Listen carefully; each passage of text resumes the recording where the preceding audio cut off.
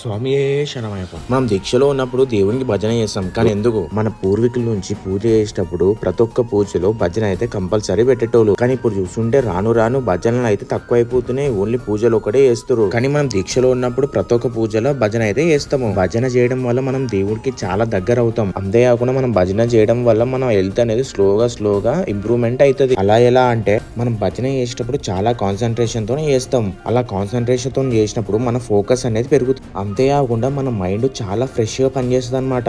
భజన చేసేటప్పుడు క్లాప్స్ కొట్టుకుంటూ భజన చేస్తాం కాబట్టి మన చేతిలో ప్రెషర్ పాయింట్స్ ఉంటాయి అనమాట. ఆ ప్రెషర్ పాయింట్స్ మన బాడీలో ఉన్న ప్రతి ఒక్క పార్ట్ కి కనెక్ట్ అయి ఉంటది. అలా మన బాడీలో 39 డిఫరెంట్ యాక్యురేట్ పాయింట్స్ అయితే ఉంటాయి అనమాట. Heart, kidney, lungs, brain, shoulder ఇట్లా ప్రతి ఒక్క పార్ట్ అయితే కనెక్ట్ అయి ఉంటది. అలా మనం క్లాప్స్ కొట్టుకుంటూ భజన చేసినప్పుడు మన బాడీలో ఉన్న పార్ట్స్ అన్ని యాక్టివేట్ అవుతాయి. సో స్వామిలు దీక్షలో ఉన్నప్పుడు భజన ఎక్కడైతే అక్కడ వెళ్ళడానికి ట్రై చేయండి. బద్ధకంతోనే పండుకోకండి. స్వామి శరణమయ్యప్ప.